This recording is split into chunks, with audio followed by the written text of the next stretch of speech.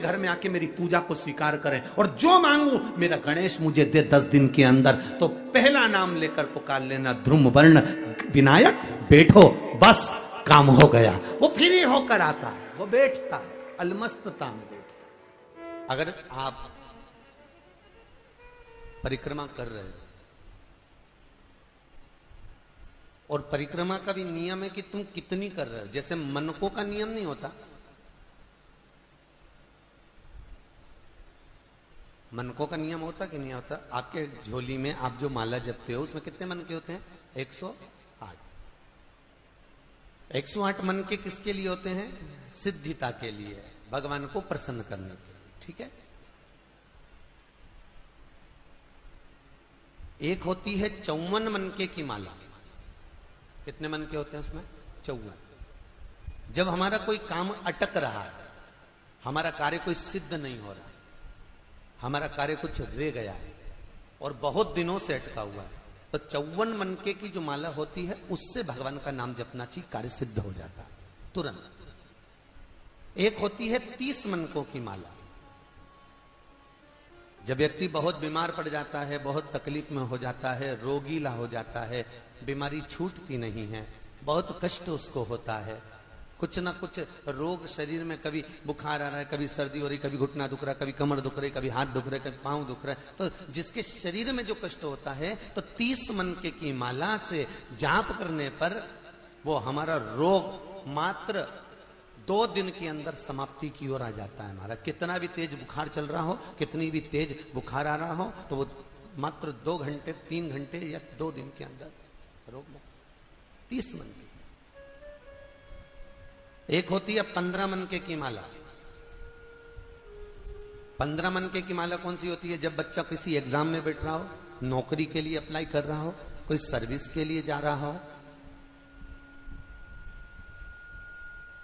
और वो नौकरी के लिए, सर्विस के लिए जब वो जाता है और बहुत एग्जाम में बैठ लिया तो भी सफल नहीं हो रहा, तो 15 मनके की माला से भगवान का कोई भी एक मंत्र जो आप स्मरण कर सकते हो, जिससे आपकी अच्छी पटे, उस भगवान का मंत्र बोलकर 15 मनके की माला से चले जाए, कार्य में सफलता प्राप्त हो जाती है। ऐसा उसको विद्वत्ता मिल जाती है।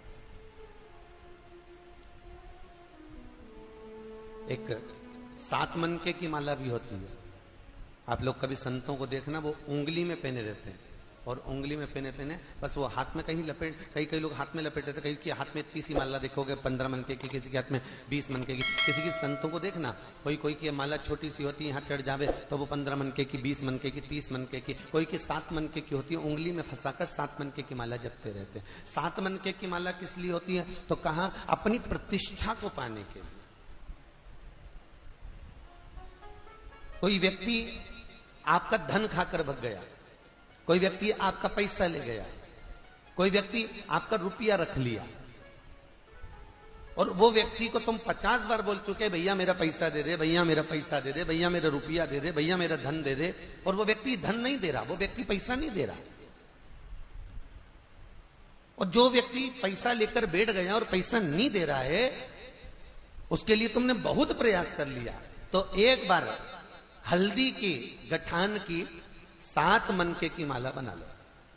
हल्दी की जो गांठ होती है उसकी 7 मनके की माला, बाजार में हल्दी की भी माला मिलती है, ठीक है। हल्दी के छोटे छोटे मनके होते हैं, दाने जैसे तुलसी के होते हैं वैसे।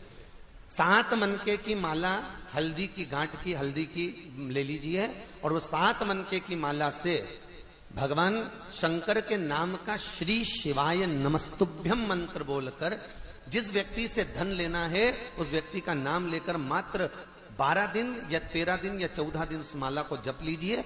उसके बाद उसी माला को उंगली में पहनकर उसके कंधे पर हाथ रख दीजिए या उससे हाथ मिला लीजिए, वो आपका पैसा आपके घर देकर जाएगा। मनकों में, माला में प्रबलता होती है। उसी तरह व्यासपीठ की परिक्रमा में प्रधानता होती है। हम कितनी परिक्रमा कर रहे हैं?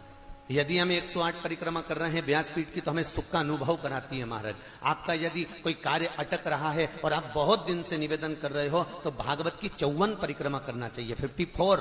54 परिक्रमा करने से आप जिस कार्य के लिए जा रहे हो, आप जिस काम के लिए लगे हुए वो काम नहीं हो रहा, तो 54 परिक्रमा से वो कार्य सिद्ध हो जाता है महाराज। 54 परिक्रमा के अलग अलग प्रमाण है। जैसे बत्ती के प्रमाण है ना, आपको पहले भी कथा में कहा, गोल बत्ती देवताओं के सामने लगती है, लंबी बत्ती देवियों के सामने लगती है। पीपल के पेड़ के नीचे लगाओगे तो गोल लगेगी, लंबी बत्ती अगर आप लगा रहे हो तो कोई कुल देवी हो, पितर देवता हो, तो इनके सामने लंबी ही लगेगी, इनके सामने कभी गोल नहीं लगेगी। जिनसे तुम अपना वंश मांग रहे हो, जिनसे तुम अपनी संपदा मांग रहे हो, जिनसे तुम अपना सत्ता मांग रहे हो, उन देवी देवता को, उन भगवान को, उन परमात्मा को, वो गुरुजन को, वो ईश्वर जन को, वो पितर जन को लंबी बत्ती ही आई।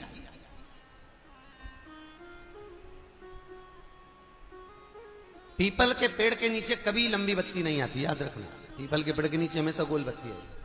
अगर लंबी बत्ती आपने पीपल के पेड़ के नीचे लगाई है तो उसमें दरिद्रता देवी का वासा हो जाता है, ठीक है, ज्येष्ठा का। और अगर गोल बत्ती लगाई है तो नारायण का वासा होता है, उसमें लक्ष्मी का वासा है। जो लगाता है उसको फलीभूत होती है, उसको श्रेष्ठता होती है। तो यहां परिक्रमा का प्रधान है। और भागवत महारानी की परिक्रमा जब भी करी जाती है तो जहां व्यास जी महाराज बैठते हैं तो व्यास जी का जो राइट हैंड होता है, जैसे ये भाग, तो इस कोने से परिक्रमा प्रारंभ कर कर इस कोने पर एक गिनी जाती है। पर ज्यादातर लोग भागवत की जो परिक्रमा करते हैं आगे से प्रारंभ कर कर आगे जाकर प्रथम मान लेते हैं। पर भागवत के मुखाग्रविंद चरणारविंद का जो स्मरण किया जाता है, भगवान इस प्रकार से लेटे हुए द्वादश अक्षर, तो भगवान के चरणारविंद से परिक्रमा को प्रारंभ कर कर भगवान के चरणारविंद पर विराम दी जाए। भागवत भगवत तत्व कार्य। जैसे गणेश जी को दो तरह की दुर्वा समर्पित होती है, एक हरि दुर्वा, एक श्वेत दुर्वा। हम हरि दुर्वा गणेश जी को जो चढ़ाते हैं वो कार्य सिद्धि के लिए, लक्ष्मी प्राप्ति के लिए, समृद्धि के लिए चढ़ाते हैं। हम सफेद दुर्वा जो गणेश जी को चढ़ाते हैं वो रोग मुक्ति के लिए और अपने काम की सफलता के लिए चढ़ाते हैं। दो प्रकार होते हैं। एक वो सफेद दुर्वा देखिए आप लोगों ने, जो कहीं पानी भरा जाता है, कुआं होता है, नदी होती है, तालाब होती है, उसके आसपास में जो दुर्वा लगती है वो सफेद कलर की होगी। वो सफेद दुबा बहुत काम की रहती है। जिसको पथरी की बीमारी हो जाती है तो ऑपरेशन कराने की जरूरत नहीं पड़ती, केवल चतुर्थी के दिन गणेश जी महाराज का स्मरण कर कर, बाल चंद्र का स्मरण कर कर, चंद्रदेव को वो दुबा घुमाकर निन्ने पेट, खाली पेट जिस व्यक्ति को पथरी है मात्र 7 दिन तक खिला दो, पथरी का दर्द बंद हो जाता है और पथरी बाहर निकल जाती है महाराज। फिर आपको ऑपरेशन की जरूरत नहीं पड़ती, जांच करा लेना, पथरी नहीं रहेगी।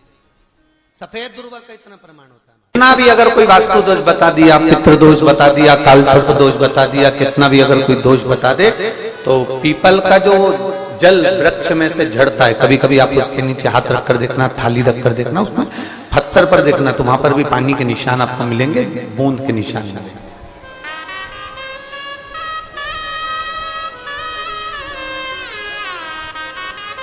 मात्र उस पीपल के वृक्ष के जल की एक बिंदी, एकमात्र बिंदी, शंकर भगवान का जो शिवलिंग है जलाधारी है, चरण है, गणेश कार्तिकेय का स्थान है, अशोक सुंदरी का स्थान है, और प्रत्येक जलाधारी में से पानी बीच में से आकर नीचे की ओर गिरता, नीचे की ओर गिरता। आप लोगों के स्मरण में हमने पहले भी बताया कि राइट में किसका स्थान है, गणेश जी का, लेफ्ट में कार्तिकेय, बीच में अशोक सुंदरी। ये क्या है, पार्वती जी का हस्त कमल शिवलिंग, और ऊपर से जो जल एक एक बूंद शंकर जी के शिवलिंग पर गिर रहा है वो शंकर जी की 5 लड़कियां, जया, विषहरा, शामलीवारी, दौतली और देव, शंकर जी की 5 लड़कियों, एक एक बूंद पानी शिव जी पर गिरा रहा। जहां जल नीचे गिरता है उस स्थान से जहां तक जल बहकर जा रहा है उस स्थान तक 33 कोटि देवताओं का स्थान, 33 कोटि देवताओं का स्थान। अब जहां पानी आया, जहां नीचे गिरा, उसके बीच में जो स्थान होता है, आप लोगों ने देखा है कि नहीं देखा? जिनने देखा है जरा हाथ उठाओ।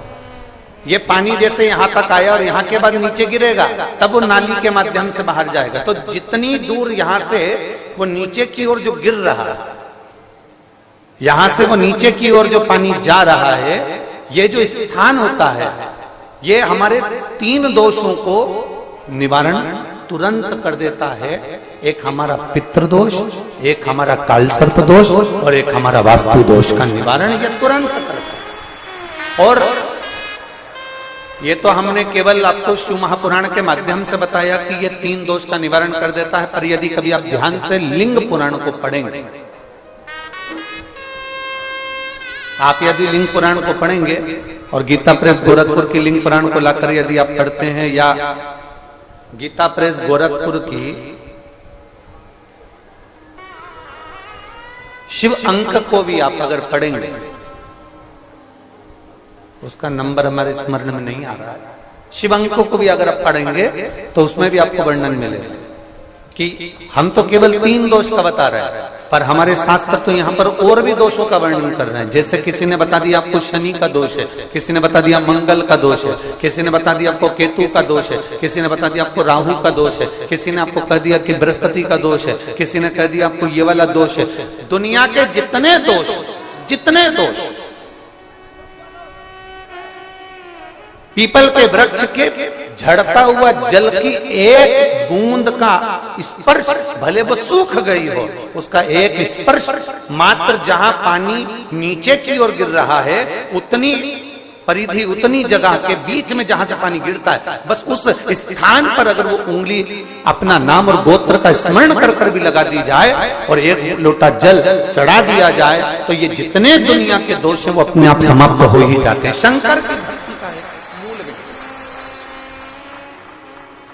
बोल बम का नारा है। और अच्छे से समझ लो, जरा ध्यान में आ जाए आप लोगों के, नहीं तो गलत कर बैठो तो बहुत स्मरण रखिएगा। शिवलिंग जलाधारी में से पानी बहता है, नीचे की ओर जाता है। जितना मोटा